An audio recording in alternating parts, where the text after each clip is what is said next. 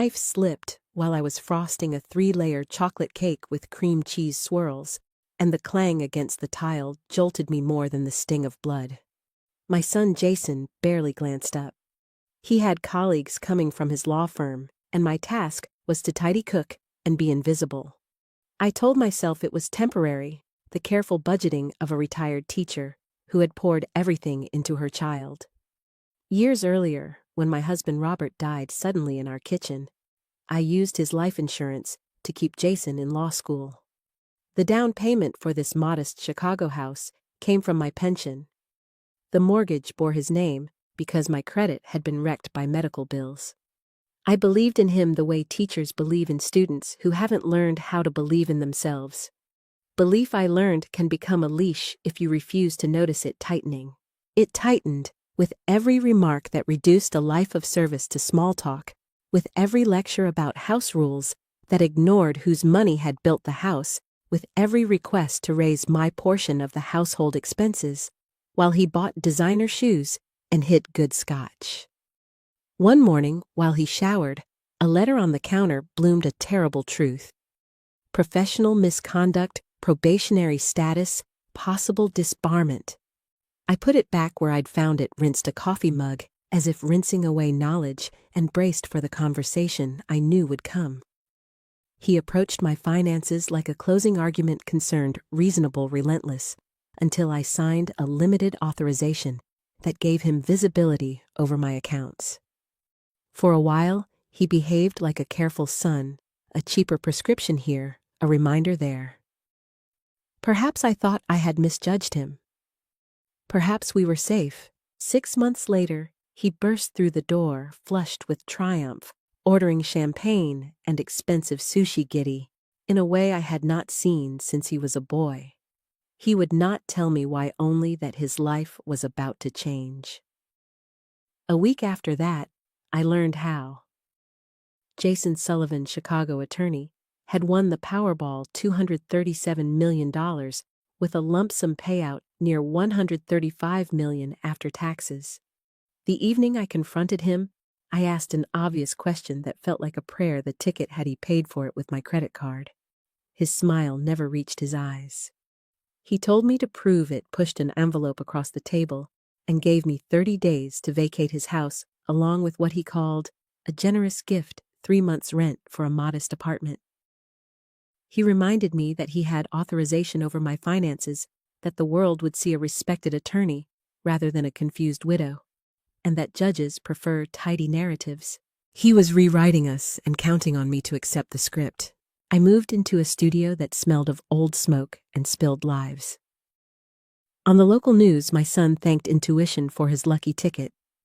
I threw a shoe at the flickering screen and felt something harden into place, a clean heat, angered not by money, but by erasure. That night, a knock introduced Diana Winters, the building manager, with a paralegal's mind, and the kind of eyes that see what people try to hide.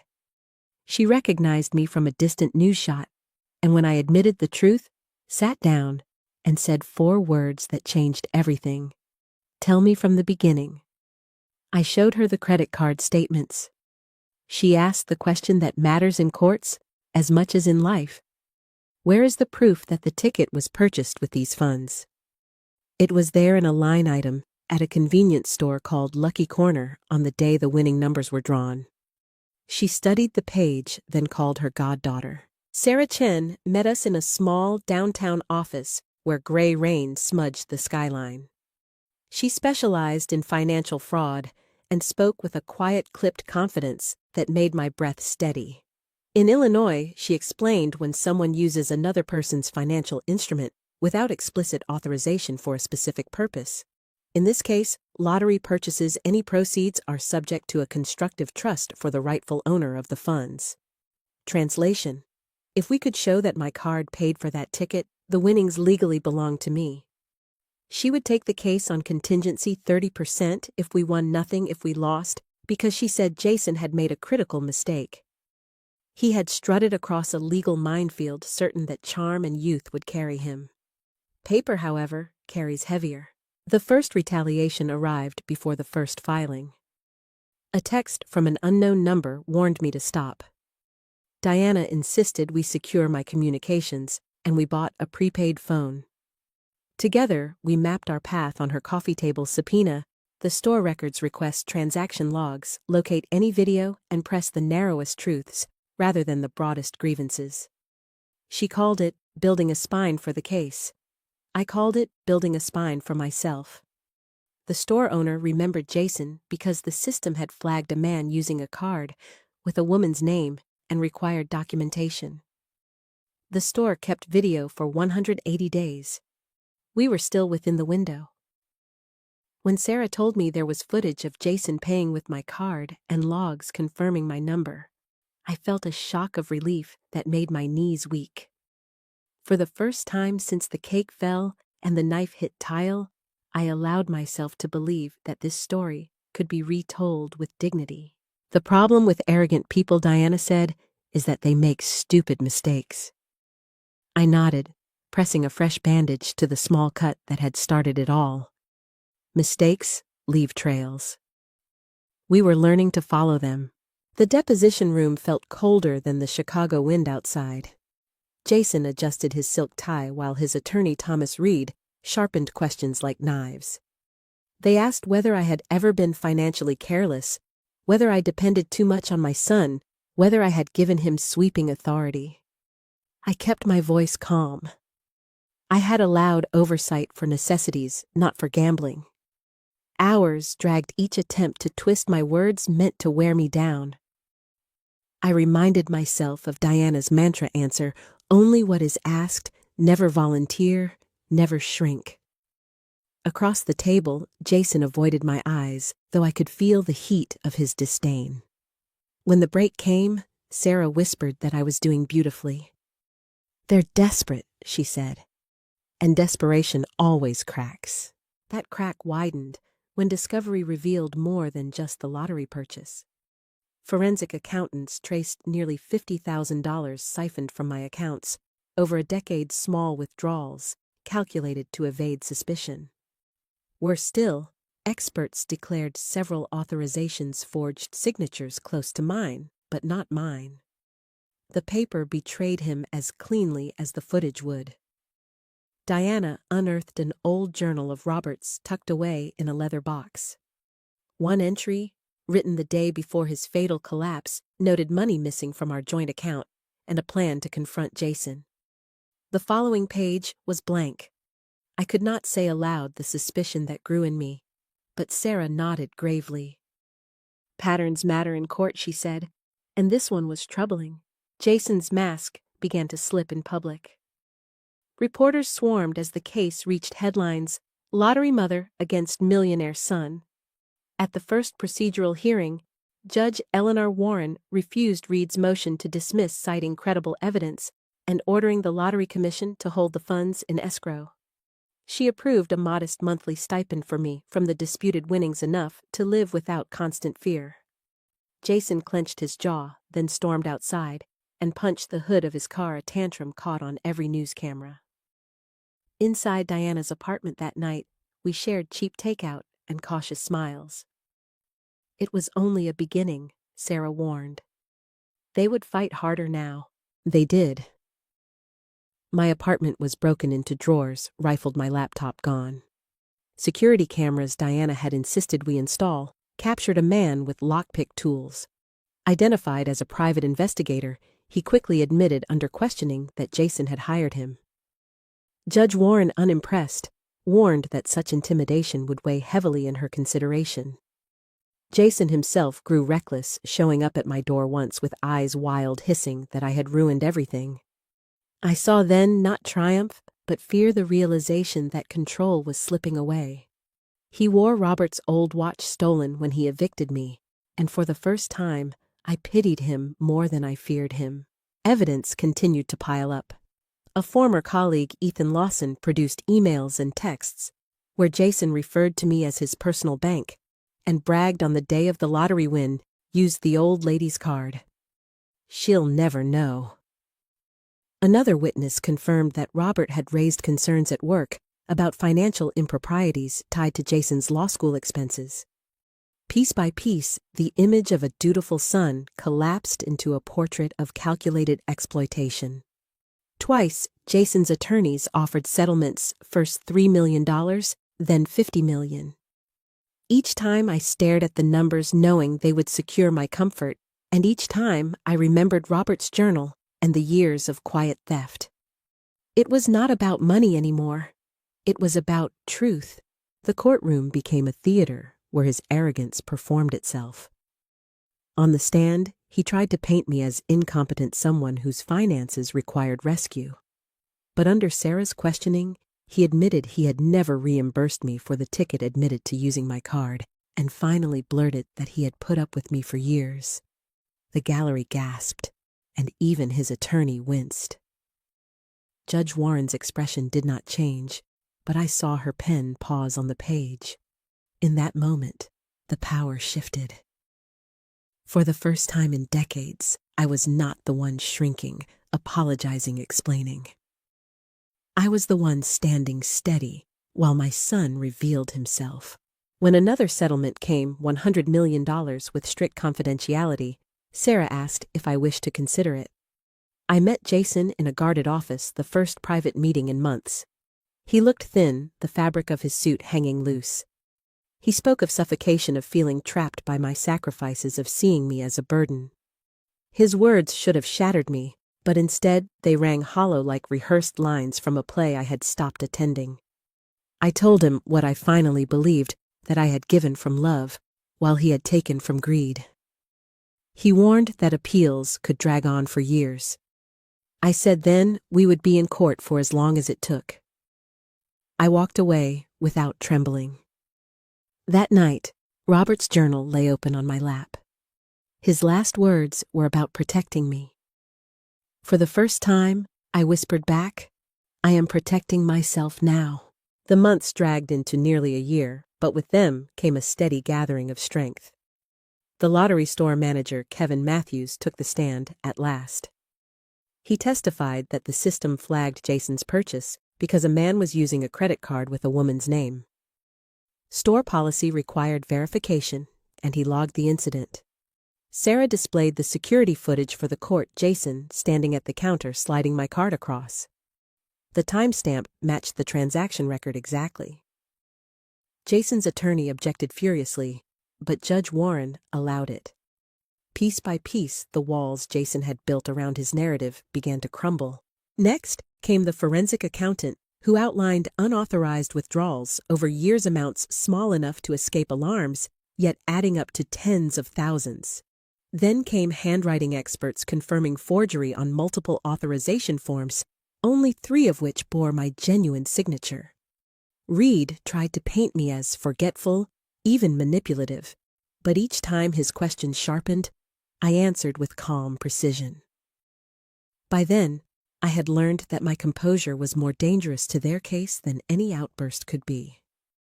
When I testified, I declared simply that I had never authorized lottery purchases. My voice was steady, my gaze level, and the silence in the room when I finished felt like respect. Jason himself finally faced cross-examination. At first, he clung to the image of a protective son, claiming he had shielded me from my own supposed carelessness. But when pressed about reimbursement, he faltered. Records showed none. He grew defensive, his voice rising, insisting he had earned the winnings and endured me long enough. I put up with her for years, he snapped. The gallery murmured. Judge Warren's gaze cut through the room. That slip mattered more than any exhibit because it revealed truth, stripped bare entitlement, not duty. I closed my eyes for a moment, not in pain, but in relief. He had said aloud what I had known in silence for too long. As the final hearing neared, the pressure on him deepened. A forensic audit revealed offshore accounts, some tied to missing funds from his law firm's clients. The Bar Association opened an investigation. His social media feeds, once filled with photos of mansions and cars, fell silent. Then came the last offer, $100 million to walk away. No admission of wrongdoing, full confidentiality. I stared at the figure. More money than I had ever dreamed of. Diana reminded me it would guarantee comfort. Sarah warned that judges can be unpredictable. Yet when I looked at the papers, I saw not security, but silence. Silence was what Jason had demanded all my life. Be quiet, stay out of sight, make yourself small. Accepting that settlement would have been one more surrender. I declined. Judge Warren entered for the final day of trial with her expression unreadable. She noted the settlement offer and rejected the idea that justice could be reduced to numbers. Sarah delivered a closing argument that traced my life's sacrifices, Robert's life insurance spent on Jason's education, my pension invested in his home, my trust turned into a weapon, and ended with the image of the ticket purchased with stolen funds. Reed countered with accusations of opportunism, claiming I sought to profit from my son's success. The courtroom hushed as Judge Warren recessed. Diana squeezed my hand. "No matter what happens, you stood up," she whispered. "That is already victory." I believed her. When court reconvened, Judge Warren read her decision slowly, each word like a stone set carefully in place. The evidence showed a pattern of financial exploitation, she said, culminating in the unauthorized purchase of a lottery ticket. Illinois law was clear: proceeds from unauthorized use belonged to the owner of the funds. Therefore, the winnings rightfully belonged to me. The commission was ordered to release all remaining funds after accounting for taxes and basic living expenses already used. She turned to Jason and referred him to the disciplinary commission for misconduct as an officer of the court. His face went pale. His career was crumbling alongside his fortune. In that moment, I felt not triumph, but release. The weight I had carried for years, the shame, the silence, the doubt lifted at last. Outside cameras flashed. A reporter asked how it felt to win. I thought of Robert's journal, of Diana's unwavering support, of Sarah's sharp brilliance. "This was never about winning," I said. "It was about truth." That night in Diana's apartment, we toasted with cheap champagne. I stepped out onto her balcony, the city lights glittering, and for the first time in years, I felt at peace. Jason had sent one last text. "This isn't over." I deleted it without hesitation. For me, it was over not because of the court or the money, but because I no longer needed his approval, his permission, or even his acknowledgement. I had reclaimed my voice, and with it my life. 1 year after the ruling, the rhythms of my life had transformed into something I never imagined possible. I lived in a modest house in a quiet Chicago neighborhood, one purchased with winnings that now bore my name, not Jason's. The Sullivan Foundation for Financial Empowerment had become my purpose. With a portion of the lottery money, I built a place where survivors of financial abuse, widows' sons, daughters, anyone betrayed by those they trusted, could receive education, legal help, and a community that believed them. Every Tuesday, Diana and I walked to the community center cafe after workshops. She served as program coordinator, pouring her decades of paralegal wisdom into the cause. Sarah remained on our board, steering legal strategy for those who felt voiceless. Together, we turned my private nightmare into a lantern for others stumbling in the same darkness. The question I received most often from attendees was always the hardest. "How did you find the courage to fight your own son?" I answered truthfully. "By remembering my own worth, something I had forgotten for too long. Courage, I learned, is not born in the courtroom, but in the quiet moments when you decide you will no longer live small." My story, messy and public though it was, gave others permission to imagine their own escape routes. That was worth more than any dollar amount. Jason's life unraveled in the background. The state bar suspended his license. His law firm dismissed him. The offshore accounts were frozen. The $20 million he had received before the ruling evaporated through reckless spending and desperate legal fees. His mansion cars and luxury trappings were repossessed. For months I heard of him only through news snippets and the occasional rumor. Then came letters, tentative apologies, scrawled in his familiar hand. I left them unopened at first.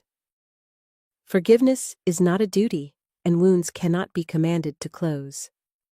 But when his therapist reached out explaining that part of Jason's treatment required attempts at amends, I agreed to meet. 13 months after the trial, I sat across from my son in a therapist's office. The arrogance was gone, replaced by a man who looked older than his 35 years. His voice was subdued. He admitted to gambling addiction, to narcissism, to never seeing beyond his own hunger. He did not ask for forgiveness. He simply said he was trying to understand himself. I listened, and though I could not offer absolution, I felt something softer than anger take its place. Not forgiveness, not yet, but release. I told him plainly, "You are still my son, but my life will not be defined by your choices anymore." Before leaving, I handed him news of a trust I had established, conditional, modest, contingent on therapy and service. It was not about owing him. It was about refusing to let bitterness define me. Later that evening, I sat on my porch swing, watching an autumn sunset spill gold across the horizon. I opened Jason's latest letter, words awkward yet sincere. He was taking steps, however small. I closed my eyes and felt Robert's presence, not in grief, but in peace. "We did our best," I whispered into the gathering dusk. "Now it is time to live." That is the lesson I want to leave with you. Recovery is not only about reclaiming what was stolen. It is about rediscovering the voice you silenced for others. Love can be powerful, but without boundaries, it can blind. Trust is a gift, not an obligation. And courage, the kind that saves you, often begins the day you decide you deserve better. If my story moved you, I ask that you like this video, share it with someone who may need its message. Subscribe for more stories that matter, and leave a comment about your own journey. Your voice is important, and you never know who might need to hear it.